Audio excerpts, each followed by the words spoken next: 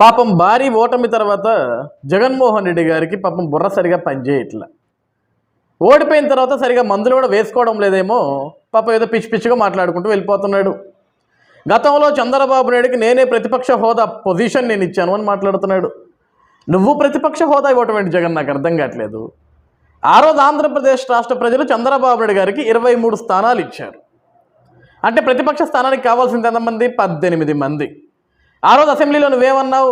ఇదిగో చంద్రబాబు, నువ్వు ఇంకా ఇక్కడ కూర్చున్నావు, నేను దయతలిచితే నీకు వచ్చింది 23, నేను ఇప్పటికే 4 వచ్చారు, ఇంకొక 5 లాగేస్తే నీకు ఆ ప్రతిపక్ష స్థానం కూడా ఉండదు, గుర్తుపెట్టుకో అని నువ్వే కదా వాగింది ఆ రోజు అసెంబ్లీ సాక్షిగా. ఈరోజు నీకు జరుగుతుంది కూడా అదే కదా. ఈరోజు నాకు ప్రతిపక్ష హోదా ఇవ్వండి, ప్రతిపక్ష హోదా ఇవ్వండి అని నువ్వు కాళ్ళా వేళపడి అడుక్కుంటున్నావు, కానీ లేని ప్రతిపక్ష హోదా ఎవరు మాత్రం ఎలా ఇవ్వగలరు జగన్ నీకు? ఈరోజు నీకు వచ్చింది 11 స్థానాలే, కనీసం 10% స్థానాలు కూడా నీకు రాలేదు.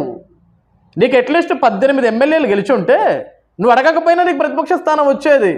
ఈరోజు 11 స్థానాలు పెట్టుకొని నువ్వు నాకు ప్రతిపక్ష హోదా ఇవ్వండి, నాకు ప్రతిపక్ష స్థానం ఇవ్వండి, గతంలో నేనే చంద్రబాబు నాయుడిని ప్రతిపక్ష నేతగా గుర్తించాయంటే నువ్వెవడు గుర్తించేదానికి? ప్రజలు ఆయనకు ఆ తీర్పు ఇచ్చారు. ఆ రోజు 23 మంది ఎమ్మెల్యేలు ఉన్నారు, అందులో ఒక 4 పక్కన కూర్చున్నా సరే 19 మంది ఎమ్మెల్యేలు ఆయనతోటే ఉన్నారు.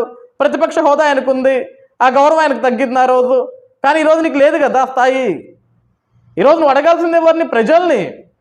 151 స్థానాలు ఇచ్చిన నాకు ఎందుకు నన్ను 11కు పడేశారు, చివరికి ప్రతిపక్ష స్థానం కూడా లేకుండా ఎందుకు చేశారు మీరని వాళ్ళని కదా నువ్వు అడగాల్సింది.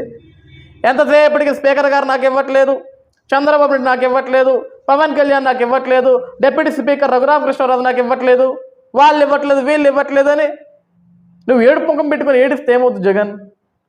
జరగని పని గురించి నువ్వు ఎంత ఆవేదన పడినా, ఎంత తాపత్రయపడినా, ఎంత గొంతు చించుకున్నా, ఎంత గొడ్డలు చించుకున్నా నీకు ప్రతిపక్ష హోదా స్థానం దక్కదు, అది రాదు, అది అవ్వదు.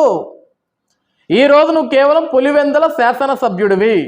నీ పులివెందుల గురించి మాట్లాడేదేమన్నా ఉంటే ఒక ఎమ్మెల్యేకి ఎంత సమయం అయితే కేటాయిస్తారో అసెంబ్లీలో అదే సమయం నీకు కూడా కేటాయిస్తారు. హ్యాపీగా అసెంబ్లీకి రా, పులివెందుల సమస్యల గురించి మాట్లాడు.